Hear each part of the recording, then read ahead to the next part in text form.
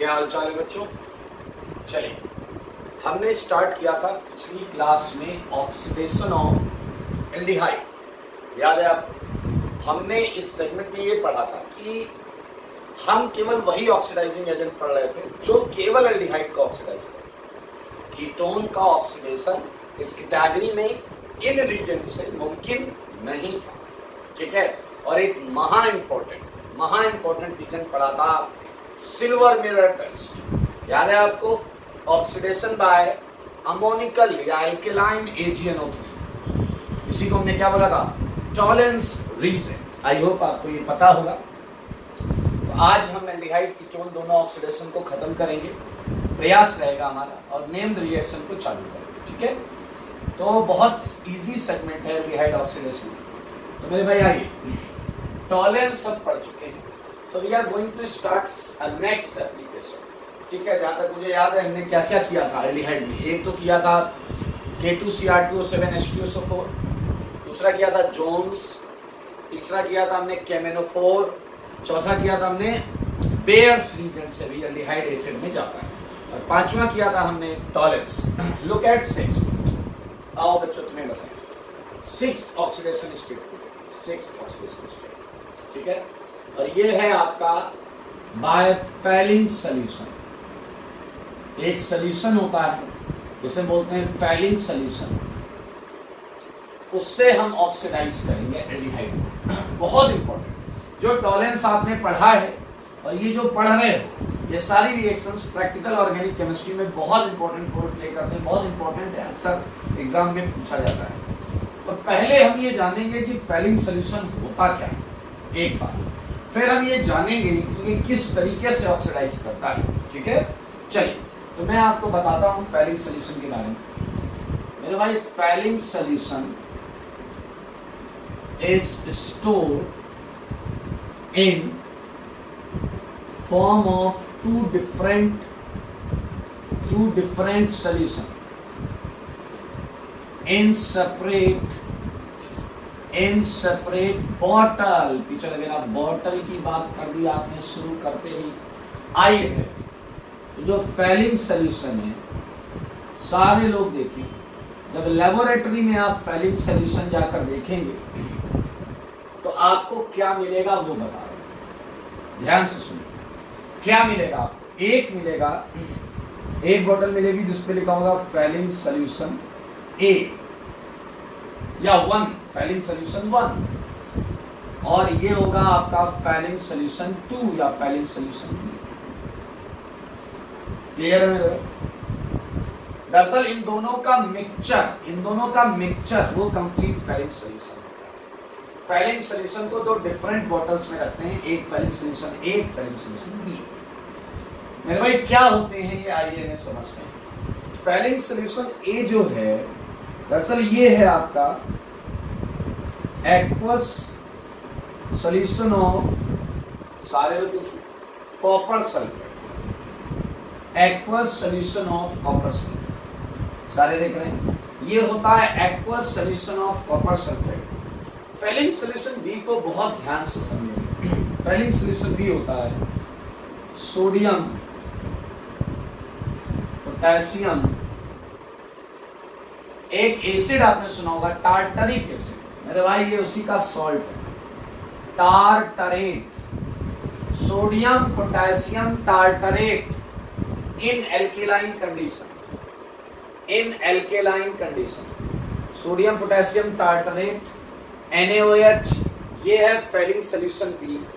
और aqueous solution of copper sulphate, ये है फेलिन सॉल्यूशन A। ओके, अब एक प्रश्न हमारे दिमाग में आता है जो कि आना लाजमी भी है, हम इन दोनों को एक साथ क्यों नहीं रखते? मेरे भाई, आप देख सकते हैं ये पूरा का पूरा सेगमेंट कॉपर सल्फेट आपने पढ़ा होगा इनऑर्गेनिक केमिस्ट्री में, कोऑर्डिनेशन कंपाउंड्स।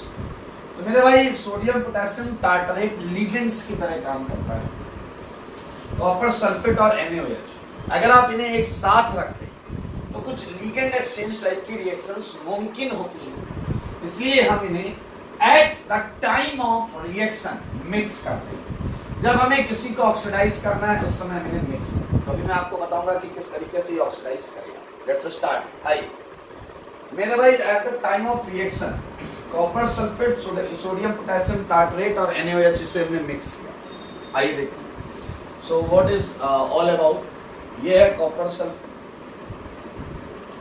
ये है आपका choice of NaOH, okay, mix कर रहे हैं this plus this, and this is sodium potassium tartrate, COONA, COOK, this is look at this is sodium potassium tartarate। मैं इसे यहाँ मेंशन भी करना चाहता हूँ। You can write NaOH here, sodium potassium tartrate में यहाँ बना OH OH HH, ये है सोडियम सॉल्ट डाइकार्बोक्सिलिक एसिड का टार्टरेट, इसलिए सोडियम पोटेशियम टार्टरेट। मेरे भाई IUC में एक चीज पढ़ेंगे आप, रोहचिल सॉल्ट, रोहिचल सॉल्ट, एंड ये वही रोहचल सॉल्ट, ठीक है, स्पेलिंग आप इनऑर्गेनिक से देख लीजिएगा। Rochelle salt, that I am writing R salt. Rochelle salt अगर कोई पूछे क्या होता है, so that is sodium potassium tartrate, that is sodium potassium tartrate, okay. So we have 2 COSO4 twice NaOH and this one. मेरे भाई आप guess करें रिएक्शन क्या होगा। 2 Na किससे लेकर भागेगा, 2 SO4 को, मेरे ख्याल से एक ही काफी, 2 Na 1 SO Na2SO4 बन जाएगा, ये आ गया आपका Na2SO4, सही है। 2 Na काफी है SO4 के लिए, तो Na2SO4, 2 H माइनस, ये 2 H चुराएंगे, ये 2 H चुराएंगे, क्या निकालेंगे, 2 जल, 2 OH माइनस ने H प्लस चुराएंगे। अब अगर आप देखें तो आपके पास बचा क्या है, आपके पास बचा है Cu+2, कॉपर +2, और ये बनेगा आपका, देखिए एक सॉल्ट इधर था, ये भी हो गया, यहां माइनस माइनस माइनस माइनस। क्या आपको पता है ये टेट्राडेंटेट लिगेंड की तरह काम करेगा? सुना तो होगा बेटा, कभी ना कभी, कहीं ना कहीं टेट्राडेंटेट लिगेंड की तरह काम करेगा, जो Cu+2 को कोऑर्डिनेटेड रखेगा, जो Cu+2 को कोऑर्डिनेट कर लेगा। So we can write it like Cu+2 complex. We can write it like Cu+2 complex. समझ में आया या नहीं? Hello. So we are not mentioning that coordinate bonds. We are not mentioning that coordinate bonds. And आप देख सकते हैं, what is this? Na2SO4 बन गया, ठीक है, और ये आपका सही है ना, देख लो, चेक कर लो, ये Na2SO4, 2H वाटर, एंड बाकी सारी चीज जो है वो Cu+2 को कोऑर्डिनेट करके बैठा है। मेरे भाई मैं आपको बताना चाहता हूँ, फैलिंग सॉल्यूशन जो होता है ये ब्लू कलर का, ये ब्लू कलर का।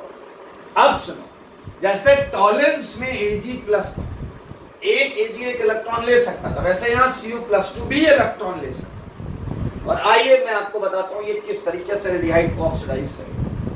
मेरे भाई आपको याद होगा ये रिएक्शन तो वही सेम है, एल्डिहाइड इन एल्केलाइन कंडीशन गेट्स ऑक्सीडाइज्ड अगर कोई इससे निकलने वाले 2 इलेक्ट्रॉन्स को निकलने के लिए मजबूर कर दे। ये 2 इलेक्ट्रॉन्स आपको जानकर अच्छा लगेगा, ये जो Cu+2 कॉम्प्लेक्स है ये इलेक्ट्रॉन खाता है, ये इलेक्ट्रॉन खाता है।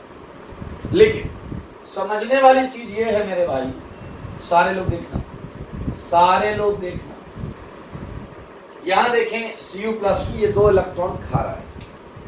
हर केस चाहे टॉलेंस था, Ag+ एक इलेक्ट्रॉन लेकर Ag में आ, ठीक है। Cu+2, अब आपके दिमाग में ऐसी बातें आ सकती हैं, सर Cu+2 2 ले सकता है, यहां तक आप सही है, लेकिन लेगा कितना ये उसके पोटेंशियल पर डिपेंड करेगा, क्योंकि Cu+2 की अगर एल्डिहाइड को ऑक्सीडाइज करने की टेंडेंसी है तो आप ये दावा नहीं कर सकते कि Cu+ की भी वही टेंडेंसी होगी। क्लियर? तो इसमें देखा गया है ये टेंडेंसी केवल Cu+2 की होती है, मतलब Cu+2 एक इलेक्ट्रॉन लेकर Cu+1 में जाएगा और दूसरा इलेक्ट्रॉन फिर से Cu+2 को लेना पड़ेगा, क्योंकि Cu+1 की पोटेंशियल, ऑक्सीडेशन पोटेंशियल इतना नहीं होता कि वो एल्डिहाइड को ऑक्सीडाइज करे। तो यानी कि यहां पर आप देखें 2 इलेक्ट्रॉन खाने के लिए 2 Cu+2 को होना पड़ेगा। 2 इलेक्ट्रॉन खाने के लिए 2 Cu+2 को होना पड़ेगा। तो मेरे भाई आप बहुत आराम से देख सकते हैं, यहां आपको मिलता है एक बेहतरीन चीज Cu2। क्या मिलता है? Cu2। क्लियर? और 2 इलेक्ट्रॉन आपके निपट गए। एक बार देखें बैलेंस है क्या, कुछ गड़बड़ लग रहा है, चेक है ये बैलेंस है क्या? Cu2O चेक कर ले इसे एक बार, देखें क्या ये प्रॉपरली बैलेंस्ड है। Okay, I think charge balance से देख सकते हैं, चार्ज बैलेंस, ठीक है। इधर नेट 0 करना है, इधर चार्ज है +4 और ये 2 माइनस, तो एल्केलाइन कंडीशन ले लेते हैं, twice of OH minus. Now look at +4 and -4, ये फिट बैठ रहा है, प्लस एल्केलाइन कंडीशन तो है ही ना भाई, +4 एंड -4, तो मेरे भाई Cu2O बन जाएगा, साथ में क्या निकलेगा? जल निकलेगा। हाँ, दिस इज फाइन, ये बिल्कुल सही। आप देख सकते हैं ऊपर भी चार्ज आपका क्या है? बैलेंस है, 3 माइनस इधर, 3 माइनस इधर। यहाँ अगर आप चार्ज बैलेंस से देखेंगे तो +4 और यहाँ आप देखें -4। ये याद करना बेसिकली इनऑर्गेनिक रिएक्शन है, एंड यू नो कि हमें क्या करना होता है इनऑर्गेनिक रिएक्शन के साथ, ठीक है। तो मेरे भाई ये आपका फैलिंग का ऑक्सीडेशन है, जो 2 इलेक्ट्रॉन, देखो कौन है जिसने एल्डिहाइड से 2 इलेक्ट्रॉन निकालने के लिए इसे बेबस किया? फैलिंग। सबसे मजेदार चीज क्या है? हम इसे ऐड करेंगे, सारे लोग देखिएगा।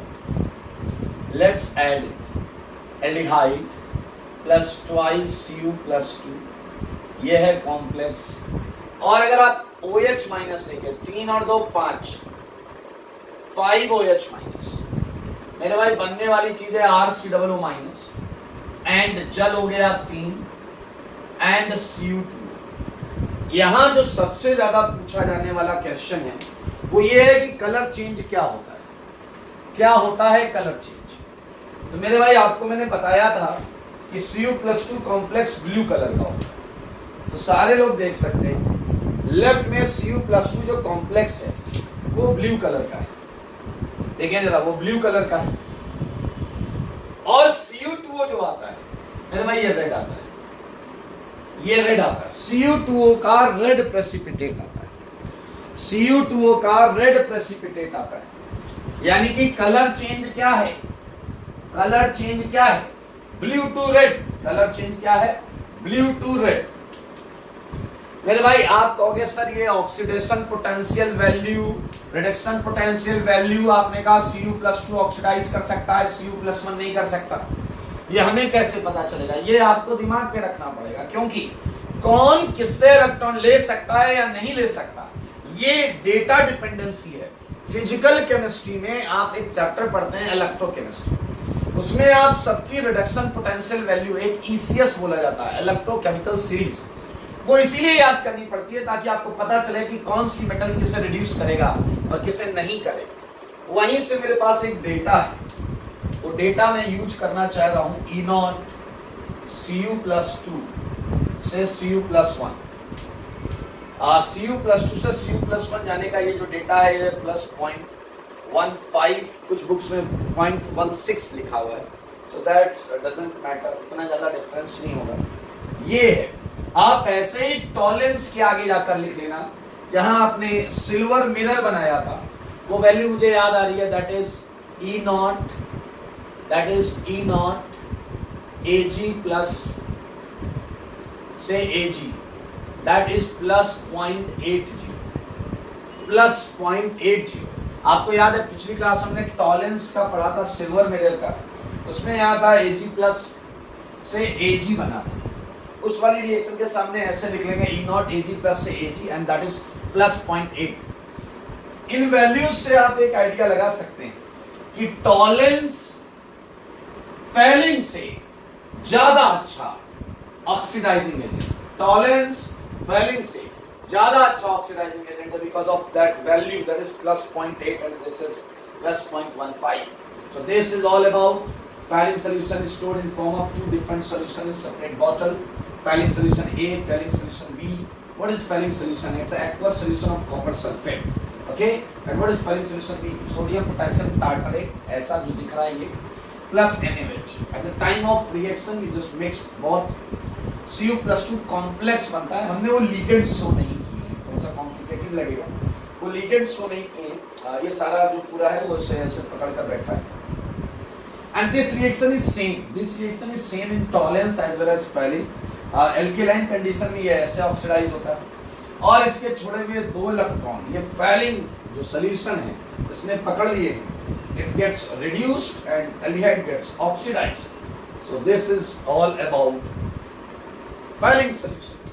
आपको दोनों में याद रखना है. टॉलरेंस में ऑक्सीडेशन स्टेट चेंज कितने का था? एक का. Ag+1 से Ag0 एक का चेंज. सही है. यहां कितने का चेंज? एक का. +2 से +1. ओके. यहां कलर चेंज क्या है? ब्लू से रेड. ब्लू से रेड. मेरे भाई ये कलर चेंज बहुत इंपॉर्टेंट है. तो आपके पास होगा 30 सेकंड का टाइम. इसे ध्यान से देखें, समझें, सीखें और लिख लें. इसके बाद हम करेंगे 7th ऑक्सीडेशन. इसके बाद हम करेंगे 7th ऑक्सीडेशन.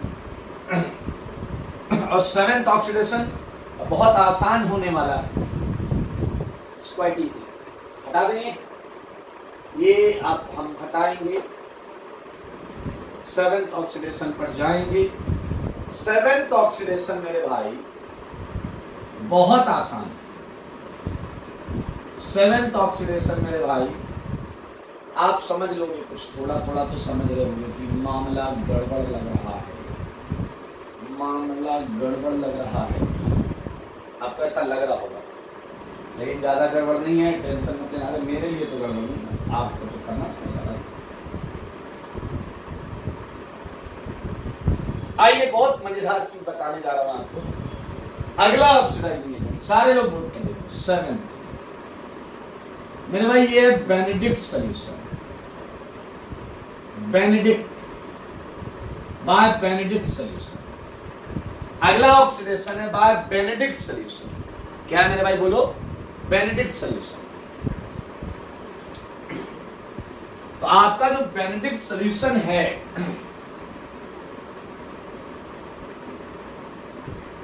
उसे भी लेबोरेटरी में दो अलग अलग सॉल्यूशंस के फॉर्म में स्टोर किया जाता है. उसे भी लेबोरेटरी में दो अलग अलग सॉल्यूशंस के फॉर्म में स्टोर किया जाता है. और आप आश्चर्यचकित ना हो. Benedict solution A and Benedict solution B. ठीक है. एंड क्या होते हैं?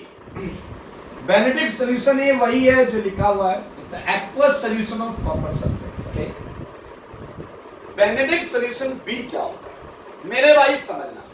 The only difference between Fehling and Benedict is that salt, that acid जिसका हम salt यूज कर रहे हैं. Fehling में तुमने टार्टरिक एसिड का salt यूज किया. Benedict में तुम सिट्रिक एसिड का salt यूज करते हो. सिट्रिक एसिड का salt यूज करते हो. तो मैं लिख रहा हूं Benedict solution B is sodium citrate. Sodium citrate. And मैं सोडियम सिट्रेट का स्ट्रक्चर भी आपको बताऊंगा. टेंशन नहीं लेना भाई. COOH ये तो है सिट्रिक एसिड. ये है सिट्रिक एसिड. ओके. और यहां सॉल्ट लिख लो तो ये सोडियम सिट्रेट हो जाता है. Sodium citrate. So the only difference between Fehling and Benedict is the salt. Okay? तो बताइए बाकी सारी चीजें आपको वैसे ही लिखनी है. यहां पर आप क्या यूज करेंगे? सॉल्ट आपको बदलना. COONA. And the interesting point is everything is same color change. Blue से red, same Cu+2 से Cu+1 and everything is same. Now this complex of Cu+2 is with citrate ligand, जो कि पहले किसके साथ था? Fehling में. टार्टरेट लिगेंड के साथ था। So this is your 7th oxidising agent, Benedict solution. पूरी ऑर्गेनिक जहां जहां फेलिंग हो रहा होगा वहां वहां बेनेडिक्ट तो हो ही रहा होगा। ध्यान से देख लें इसे। I think it's very easy to learn, keep this thing in mind, just like Fehling, it's very similar to Fehling solution. देख लें ओके। 7th ऑक्सीडेशन आपकी आंखों के सामने।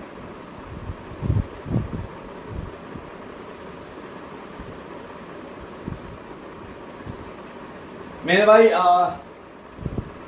बिल्कुल अच्छा है, ऐसा मत करना तुम लोग ऐसा मत करना कि फेलिंग वाला लिखा उसमें फिर फेलिंग हटा हटा के बेनेडिक्ट कर रहे हो। ऐसा नहीं करना है, तुम्हें नया लिखना है, तुम्हें 7th ऑक्सीडाइजिंग सेगमेंट नया, पूरा नया लिखना है। और इसी के साथ हम बढ़ेंगे आगे, हम करेंगे 8th ऑक्सीडाइजिंग एजेंट। बहुत इंपॉर्टेंट होगा, ये मैं हटा रहा हूं, ठीक है, हटा दो। ओके,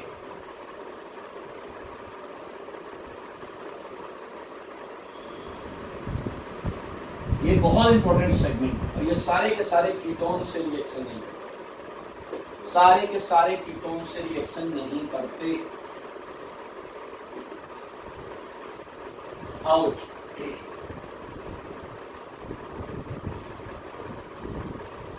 अरे 8th पर आते हैं।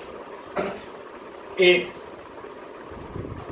ये है भाई साहब बाय सिप्स रीजन,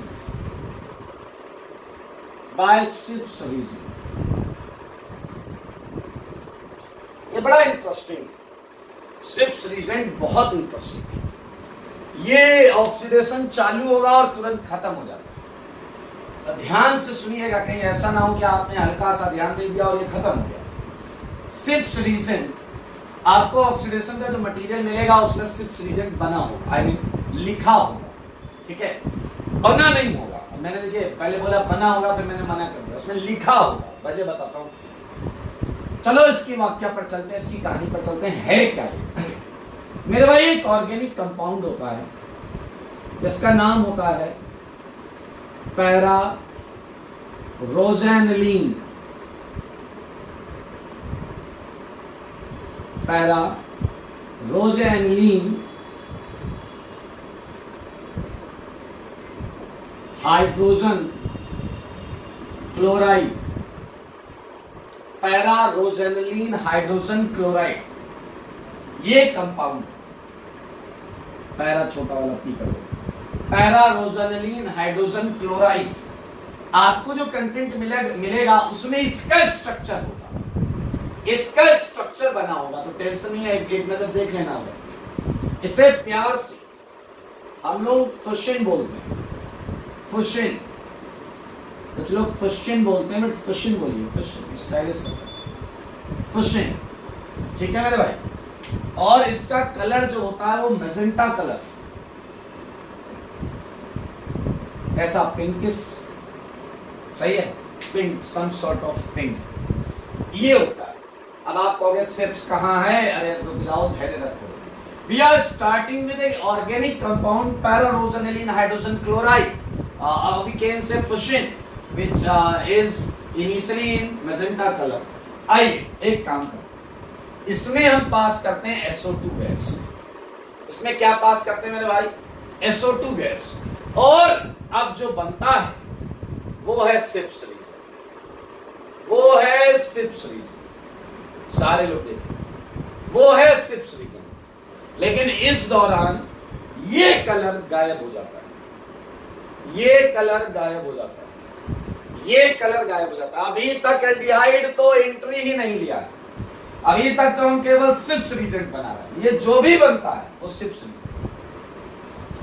ये कंपाउंड, इसका स्ट्रक्चर नोन है, मैजेंटा कलर है, नाम भी पता है, इसमें SO2 डालते हैं। अब जो बनता है वो सिप्स रीजेंट, उसका नाम सिप्स रीजेंट दिया गया है। एंड आप लोग जानकर आश्चर्यचकित होंगे कि जो मटेरियल आपको मिलेगा उसमें भी ऐसा सिप्स रीजेंट लिखा होगा। स्ट्रक्चर ऑफ सिप्स रीजन अभी तक फाइनल नहीं है, जो यहां बनता है इसके बहुत पॉसिबल स्ट्रक्चर्स लोगों ने प्रपोज किए हैं, बट टिल नाउ हमने कोई भी एक स्ट्रक्चर फाइनल नहीं किया या फाइनल नहीं हुआ है what is Schiff's reagent out of those various possible structures. खैर अपने को क्या लेना, कुछ बनता है कंटेनर के अंदर पड़ा है। देखने वाली बात है ये कलर गायब हो जाता है, ये कलर गायब हो जाता है क्योंकि बुक्स में सारी कहानी लिखी नहीं होती, इसलिए मैं आपको बता रहा हूं। Now add aldehyde, now add aldehyde RCH. As you added aldehyde, it gets oxidized. It gets oxidized. And books में ऐसा लिखा होता है, it gets oxidized. इसके आगे का सुनना। And मेरे भाई लिखा जाता है pink colour restored, pink colour restored. क्या इसका मतलब समझते हो क्या है? ये वही वाला कलर है जो शुरुआत में था, जो शुरुआत में था। मेरे भाई आप समझ सकते हैं, आप अब देखो कई बुक्स में क्या होता है ना, यहां से लिखा होता है, यहां से Schiff's reagent aldehyde acid pink colour restored. बच्चा कहता भाई गया कब था जो वापस आया है? भाई पिंक कलर रिस्टोर्ड का क्या मतलब है? पहले था फिर गया फिर आया, यही तो रिस्टोर्ड का। बुक्स में रिएक्शन यहां से लिखी होती है। अब आपको पता ही नहीं चल रहा ये कौन सा कलर है मेरे भाई, यहां से, इसलिए मैंने आपको बताया। This is all about Schiff's reagent, महा इंपॉर्टेंट है आईआईटी के पॉइंट ऑफ व्यू से, तो ये आपको आना चाहिए हर हालत में, ठीक है। आफ्टर शिप्स रीजन मैं कुछ इनऑर्गेनिक रीजन्स और लेता हूं बाय HgCl2। HgCl2 आप जानते हैं क्या होता है? मर्क्यूरी क्लोराइड, सही है। And Hg2Cl2, this is your mercurous chloride, mercurous, mercuric and mercurous. इसके और भी नाम, इसका नाम है कोरोसिव सब्लिमेट, इसका नाम है कैलोमल, या पढ़ेंगे आइए, उसने नहीं पढ़ा होगा आपने तो। खैर मेरे भाई ये दोनों भी एल्डिहाइड को एसिड में ऑक्सीडाइज करने का मादा रखते हैं। It's going to be completely inorganic reaction, that's why बहुत ज्यादा अपने को टेंशन नहीं लेनी। लाइक ये एल्डिहाइड, ये HgCl2 लिया गया, ये जल है, तो 2 मोल HgCl2 लगता है। Aldehyde gets oxidised into acid, ये ऑक्सीजन ऑक्सीडाइज 2H 2Cl लेकर भागेगा और आपको मिलेगा Hg2Cl। HgCl2 खुद हो जाएगा रिड्यूस Hg2Cl2 में।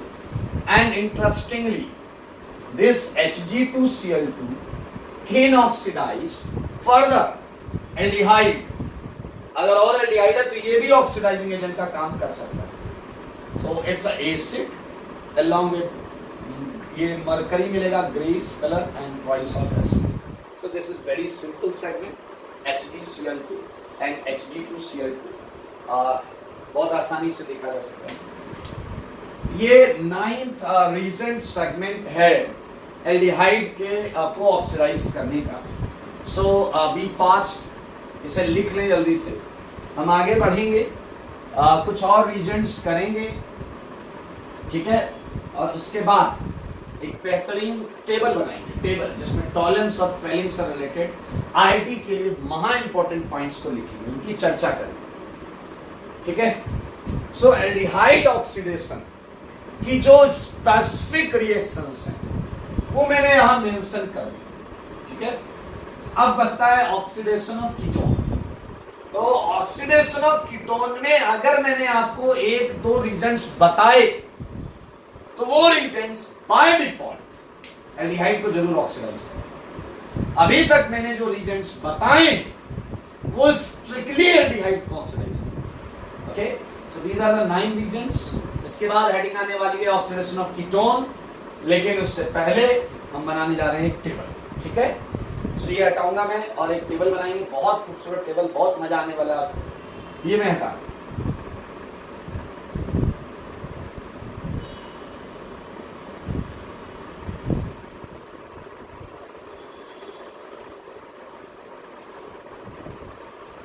आप समझ रहे हैं मैंने क्या कहा? एल्डिहाइड ऑक्सीडाइज और भी तरीके से हो सकता है, लेकिन अब जो तरीके आप पढ़ोगे उनसे कीटोन भी ऑक्सीडाइज हो सकता है। और अभी तक आप जो पढ़ रहे थे वो स्ट्रिक्टली एल्डिहाइड को ही ऑक्सीडाइज कर रहे थे, ठीक है। मेरे भाई टॉलरेंस और फेलिंग पे बहुत अच्छे अच्छे क्वेश्चंस आते हैं, बहुत अच्छे अच्छे क्वेश्चंस आते हैं। तो अब हम जो करने जा रहे हैं, मैं आपको लिख कर दे सकता हूं कि इस सेगमेंट से क्वेश्चन आएगा, इस सेगमेंट से क्वेश्चन आएगा, मार्क कर लिया करो यार, पेपर होगा तो आपको पता चल जाएगा मैंने कितना सच बोला। आइए, सो स्टार्टिंग विद ये सेगमेंट मैंने बनाया कंपाउंड, एक तो मैंने कंपाउंड का बनाया, ठीक है। एक सेगमेंट मैंने बनाया टॉलरेंस रीजन, ठीक है, और एक मैंने बनाया फेलिंग सॉल्यूशन। मेरे भाई फेलिंग है तो ऑटोमेटिकली बेनेडिक्ट तो आ ही गया, क्योंकि अगर मैं फेलिंग में यस नो लिखूंगा, अगर मैं फेलिंग में यस नो लिखूंगा तो वो ऑटोमेटिकली बताइए फेलिंग के बेनेडिक्ट के लिए रहेगा या नहीं रहेगा, वो ऑटोमेटिकली उसके लिए वैलिड रहेगा, ठीक है। सो लेट्स स्टार्ट एंड बहुत सिंपल टेबल बनाएंगे हम। केवल टेबल में ये लिखेंगे ये किसे ऑक्सीडाइज करेगा, किसे नहीं करेगा, जिसे ऑक्सीडाइज करेगा क्या प्रोडक्ट आएगा, सब करेंगे। आ जाओ सारे compound, first category of compound जो मैं आपको बताने जा रहा हूं मेरे भाई, वो मैंने आपको बोला एलिफैटिक एल्डिहाइड। एलिफैटिक एल्डिहाइड अगर आपके भेजे में गया है कि एलिफैटिक एल्डिहाइड क्या होता है, तो आई थिंक आप बहुत आराम से और आसानी से कर सकते हैं। एलिफैटिक एल्डिहाइड को ऐसे भी बोल सकते हैं जो एरोमेटिक एल्डिहाइड ना हो, aldehydes which are not aromatic, okay. For example मैं आपको कुछ एल्डिहाइड्स देता हूं, RCHO, उसमें R एल्काइल ग्रुप है। अभी भी आपको समझ में नहीं आया तो ये ले लीजिए, ये 6 की रिंग है, ये बेंजीन नहीं है। और आपको लेना है CH3 CHO, और लेना है आपको, टेंशन क्यों ले रहे हो, बेंजीन वाला भी लेते हैं, लेकिन CHO डायरेक्ट नहीं जुड़ा होना चाहिए। CHO डायरेक्ट नहीं जुड़ा होना चाहिए, अगर वो डायरेक्ट जुड़े तो वो एरोमेटिक एल्डिहाइड हो जाएगा।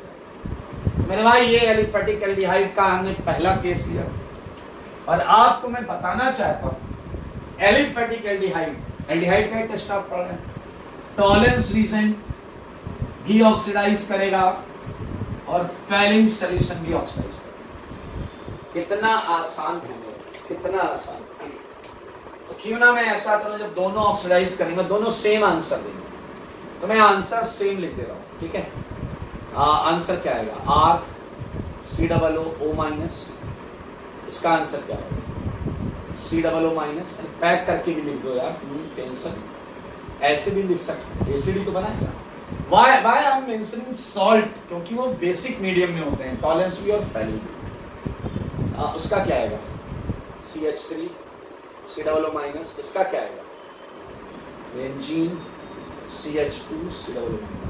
अब देख सकते हैं आसानी से, चाहे टॉलरेंस हो यही आंसर देगा इस पे, चाहे फेलिंग हो यही आंसर देगा, एंड दोनों के लिए यहाँ यस लगा हुआ है, आप देख सकते हैं दोनों के लिए यस लगा हुआ है। क्लियर, आगे बढ़ेंगे और महा इंपॉर्टेंट चीज आ रही है भाई साहब, जो यूनिक होता है, थोड़ा सा लाइन से हटकर होता है, वही मजेदार, वही चीजें ज्यादा पूछी जाती है। मेरे भाई सेकंड कैटेगरी में आपके सामने रखने जा रहा हूं, वो आप समझ ही गए थे, एरोमेटिक एल्डिहाइड। एरोमेटिक एल्डिहाइड क्या, एरोमेटिक एल्डिहाइड का फंडा क्लियर है।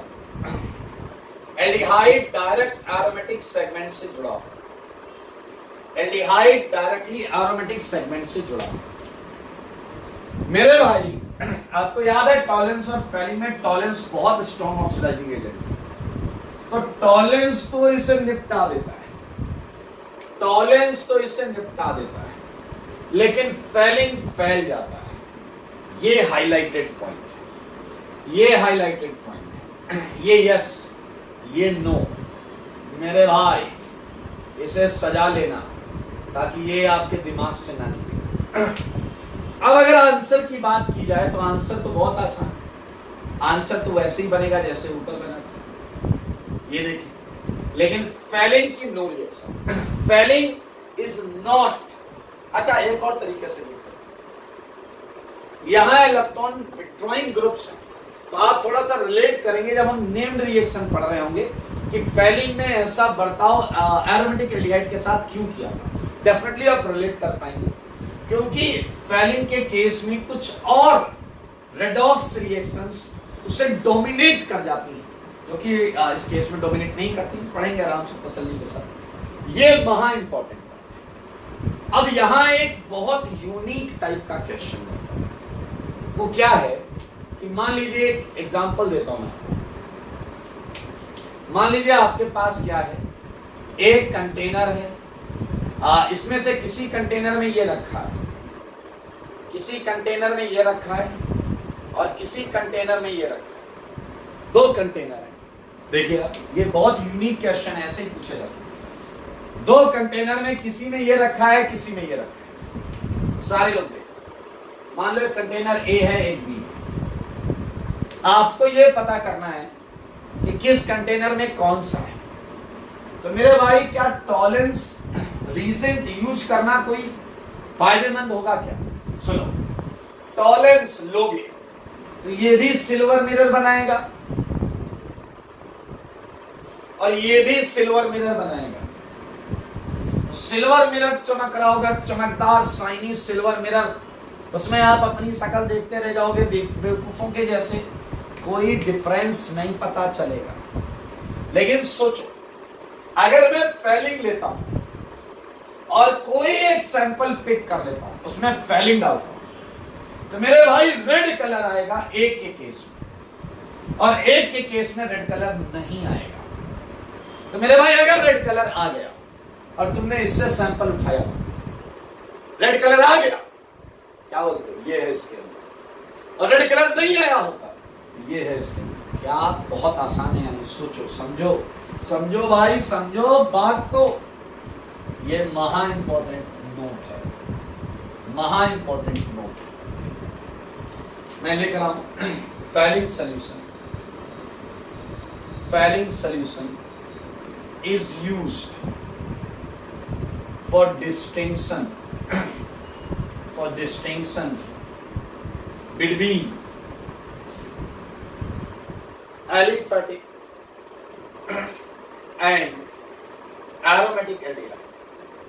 अगर आपको कभी पहचान करनी है, डिस्टिंक्शन करना है एलिफेटिक और एरोमेटिक एल्डिहाइड में, तो it's a Phelan which is going to help you। मेरे भाई मैं चाहूंगा कि इसे आप हाईलाइटेड रखें, इसे हाईलाइटेड रखें, बहुत इंपॉर्टेंट था। ठीक है, आगे बढ़ेंगे। इसी के साथ 1 और 2 एल्डिहाइड के लिए 2 पॉइंट्स किए हैं। अगले 2 पॉइंट में भी एक बहुत इंपॉर्टेंट कॉन्सेप्ट मैं आपके सामने लाऊंगा। Look at third, look at third. And third में मैं लेकर आया हूं कार्बोक्सिलिक एसिड। मेरे भाई थोड़ा सा दिमाग लगाओ, कार्बोक्सिलिक एसिड। अबे एसिड तो आंसर आ रहा है इसका, एसिड तो इसका आंसर आ रहा है। तो कार्बोक्सिलिक एसिड में मैंने आपको दिया RCOOH, यही होता है कार्बोक्सिलिक, चाहे एरोमेटिक हो चाहे एलिफेटिक। सारे सुनना, सारे सुनना।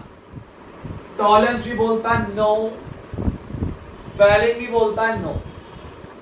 अब आप कहोगे यार इसमें क्या नया था, ये तो हमारे लिए आसान था कि ये ऑलरेडी एसिड है, ये ऑलरेडी एसिड है, इसे कैसे ऑक्सीडाइज करें। मेरे भाई समझने वाली बात है यहां पर, ये तो ऑक्सीडाइज नहीं होगा, लेकिन सोचो ध्यान से, एसिड एक्सेप्ट छोड़ दो छोड़ दो छोड़ दो, सबसे छोटा acid formic acid, formic acid जिसे आप एंटासिड भी बोलते हैं। क्या आप देख पा रहे हैं कि फॉर्मिक एसिड के अंदर ये एक सेगमेंट ऐसा है जो एल्डिहाइड से रिजेंबल करता है, जो एल्डिहाइड से रिजेंबल करता है।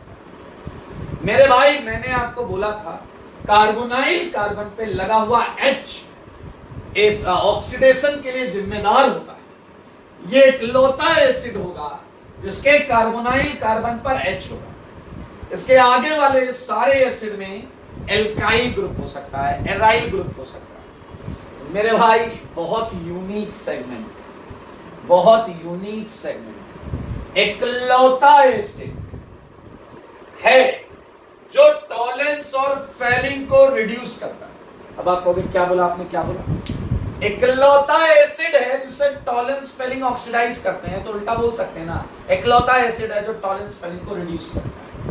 देखो सारे, देखो देखो सारे, देखो महा इंपॉर्टेंट मेरे भाई, मोस्ट इंपॉर्टेंट, मोस्ट इंपॉर्टेंट। इसे भूल गए तो मेरे भाई नंबर भी भूल गए। मोस्ट इंपॉर्टेंट, मुझे लग रहा सब भूल चुका हूं, इसे उसे सब भूल चुका हूं, नंबर भी भूल चुका हूं। अबे आईआईटी के पेपर के नंबर की बात कर रहा हूं।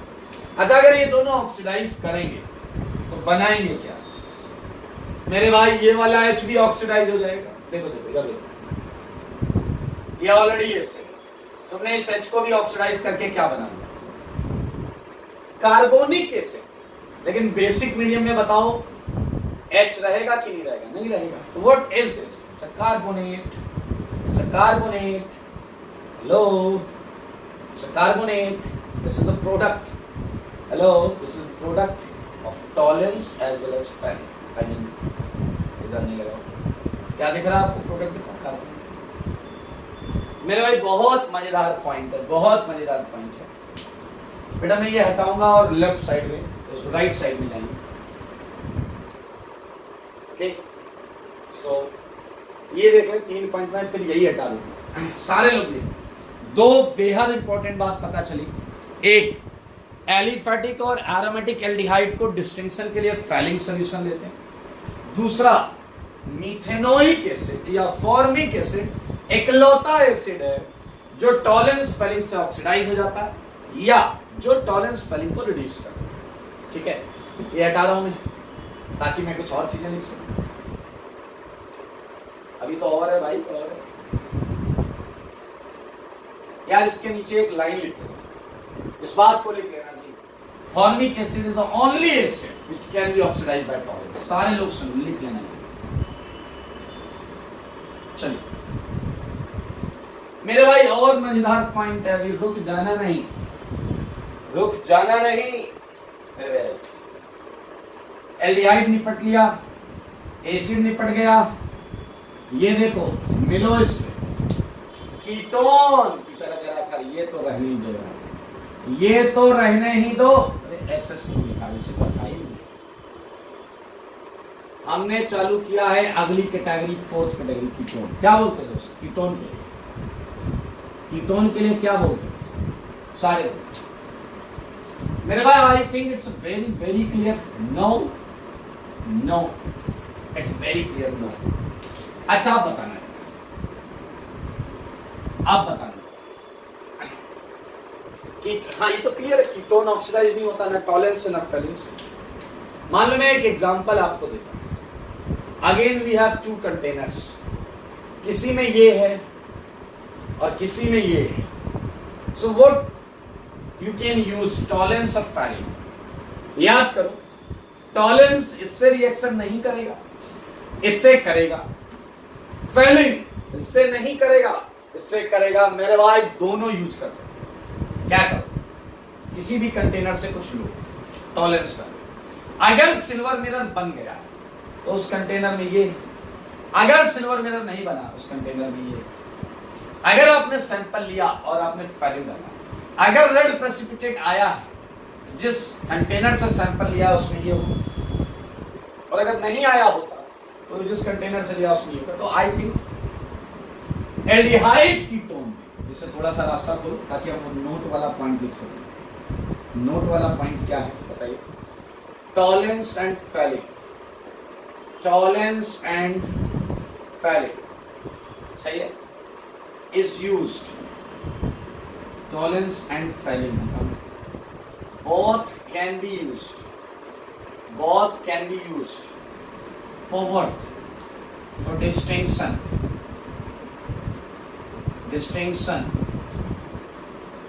between aldehyde and ketone, again a most important point, again a most important point, ये बहुत इंपॉर्टेंट पॉइंट, सही है, बहुत इंपॉर्टेंट पॉइंट, देख सकते। चलिए, तो कीटोन इससे ऑक्सीडाइज नहीं होते या कीटोन टॉलरेंस ऑफ फेलिंग को रिड्यूस नहीं करते। लेकिन एक महा इंपॉर्टेंट पॉइंट फिफ्थ है, एक महा इंपॉर्टेंट पॉइंट फिफ्थ आ रहा है। ये क्या है समझिए। मैंने लिखा है अल्फा, सुनने जरा। अभी आपको पता है एल्डिहाइड का ऑक्सीडेशन पढ़ना है, आपको पता है कीटोन इससे ऑक्सीडाइज नहीं होता। अगर मैं ऐसे ही पूछ लूं अल्कोहल ऑक्सीडाइज होता है, तो आंसर है अल्कोहल भी ऑक्सीडाइज नहीं होता। अल्कोहल भी ऑक्सीडाइज नहीं होता, कीटोन भी ऑक्सीडाइज नहीं होता। तो एक काम करते हैं, पहले ऐसे ही लिख देता हूं, सारे लोग देखो, अल्कोहल, सारे लोग सुनना, अल्कोहल, तो आंसर है नो, नो, क्लियर। लेकिन अब अगली चीज को समझना, इसके लिए मैंने ये पॉइंट ऐड किया, 6, अकेला कीटोन ऑक्सीडाइज नहीं हो सकता, अकेला अल्कोहल ऑक्सीडाइज नहीं हो सकता, लेकिन मेरे भाई alpha hydroxy, alpha hydroxy carbonyl, ये मजेदार है, देखो अल्फा हाइड्रोक्सी कार्बोनाइल कंपाउंड, ये ऑक्सीडाइज हो जाता है। ये एक बार बहुत यूनिक चीज आई आपके सामने, फिर से महा इंपॉर्टेंट पॉइंट, मैं यहां जरूर लिखूंगा मोस्ट इंपॉर्टेंट, क्लियर। इसकी एक बहुत इंटरेस्टिंग स्टोरी है, कहानी है, वो भी मैं आपको सुनाऊंगा, सत्य कहानी है।